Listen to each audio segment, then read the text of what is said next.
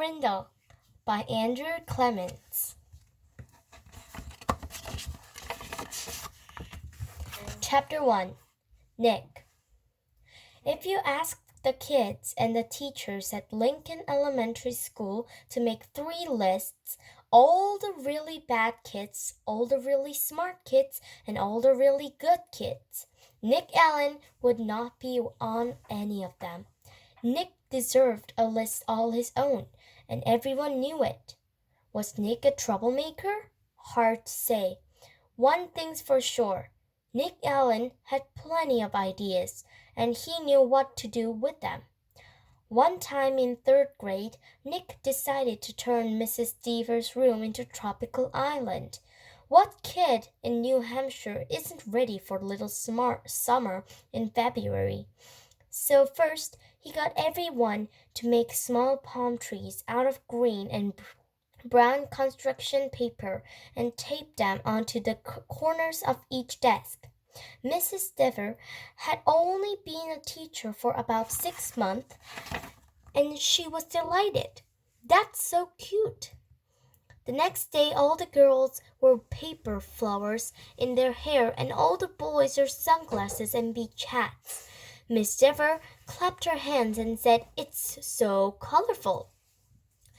The day after that, Nick turned the classroom thermostat up to about 90 degrees with a little screwdriver and he brought from home. All the kids changed into shorts and t-shirts with no shoes. And when Mrs. Deaver left the room for a minute, Nick spread out about 10 cups of fine white sand all over the classroom floor. Mrs. Deaver was surprised again at just how creative her students could be. But the sand got cracked out of the hallway, where many the custodian did not think it was creative at all, and he stumped right down to the office.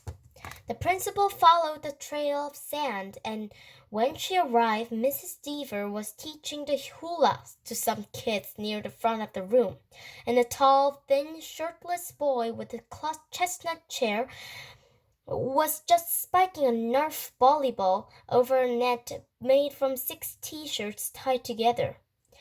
The 3rd grade trip to the South Seas ended suddenly. But that didn't stop Nick from trying to liven things up. Lincoln Elementary needed a good jolt once in a while, and Nick was just the guy to deliver it. About a year later, Nick made the great blackbird discovery. One night, he learned a TV show that red-winged blackbirds gave his high-pitched chirp when a hawk or some other danger come near. Because of the way sound travels, hunter birds can't tell where the high-pitched chirp is coming from. The next day, during silent reading, Nick glanced up his teacher and he noticed that Mrs. Avery's nose was curved, kind of like the beak of a hawk. So Nick let out a high, squeaky blackbird peep. Mrs. Avery jerked her head from her book and looked around. She couldn't tell who did it, so he just said, "Shh," to the whole class. A minute later, Nick did it again, louder. Peep! This time there was a little giggling from the class, but Mrs. Avery pretended not to hear the sounds, and about 15 seconds later, they slowly stood up and walked to the back of the classroom. Without taking his eyes off his book and without moving at all, Nick put his heart and soul into the highest and most annoying chirp of all. Beep! Mrs. Avery pounced. "Janet Fisk, will you stop at that instant?" Janet, who was sitting 4 rows away from Nick, promptly turned white, then bright crimson. "But it wasn't me, honest." There was a catch in Janet's voice, as if she might cry. Mrs. Avery knew she had made a mistake, and she apologized to Janet. "But someone is asking for big trouble."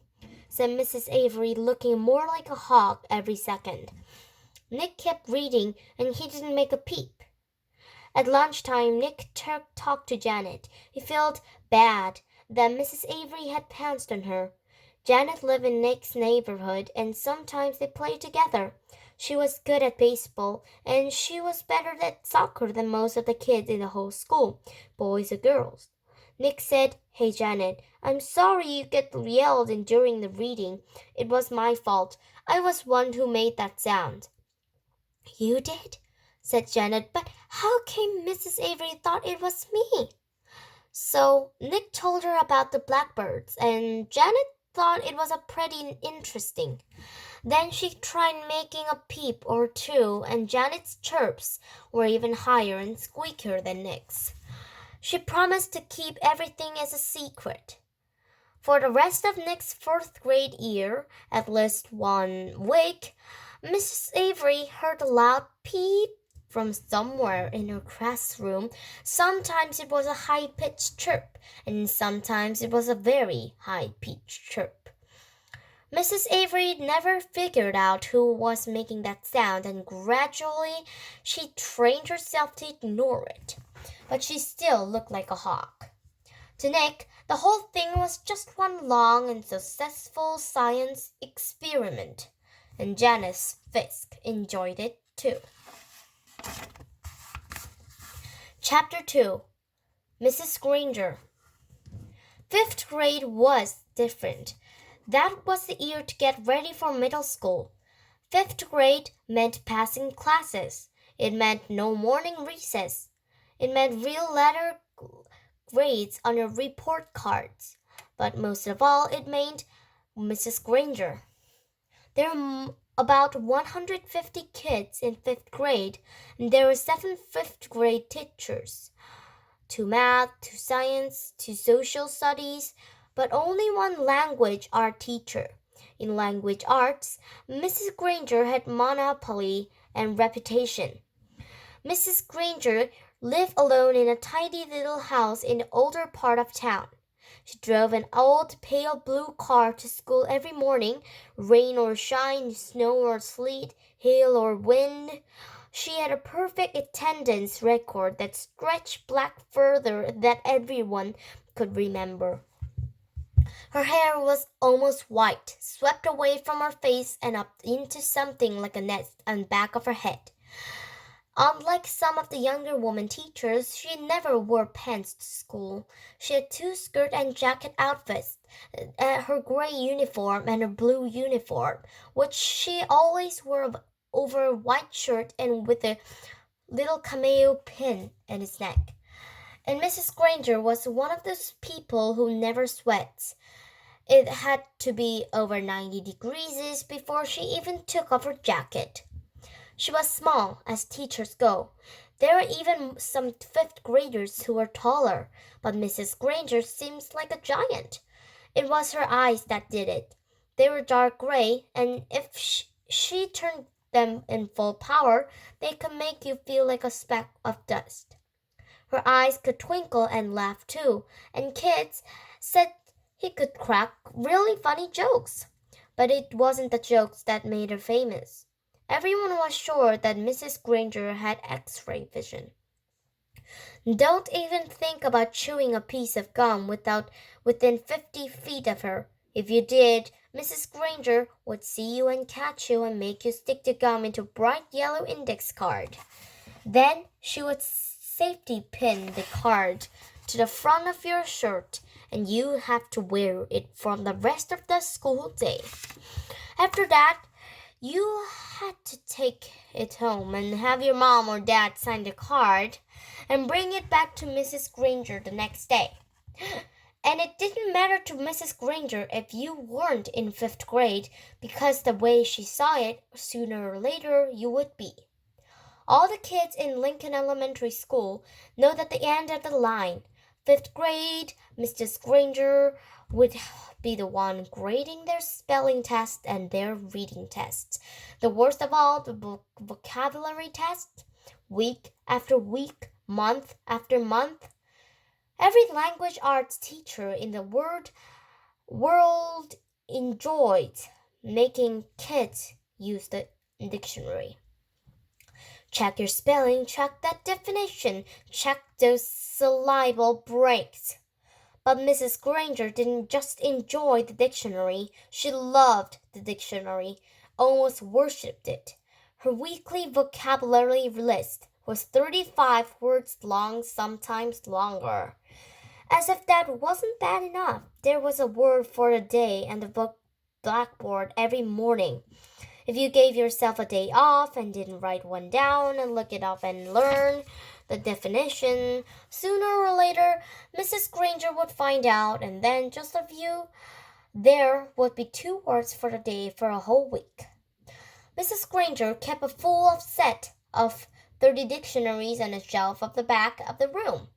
But her pride and joy was one of those huge dictionaries with every word and universe in it. The kind of book that it takes 2 kids to carry. It sat in its own little table to the front of her classroom, sort of like an altar at the front of the church. Every graduate in Lincoln Elementary School for the past 35 years could remember standing in that table listening to Mrs. Granger's battle cry, "Look it up. That's why we have the dictionary." Even before the school year started, when it was still the summer before 5th grade for Nick and his friends, Mrs. Granger was already busy. Every parent of every new 5th grader got a letter from her. Nick's mom read part of it out loud during dinner one night in August. Every time it's expected to have a good dictionary in it so that each student can do his or her homework properly. Good spelling and good grammar and good word skills are essential for every student. Clear thinking requires a command of the English language, and 5th grade is the ideal time for every girl and boy to acquire the expanded vocabulary. And then there was a list of dictionaries that Mrs. Granger thought it would be acceptable for home study. Mrs. Allen said, "It's so nice to have the teacher to take her work this seriously." Nick groaned and tried to enjoy the rest of his hamburger, but even watermelon for dessert didn't cheer him up much. Nick had no particular use for the dictionary. He liked the word a lot, and he was good at using them. But he figured that he got all the words that he needs just by reading, and he read all the time.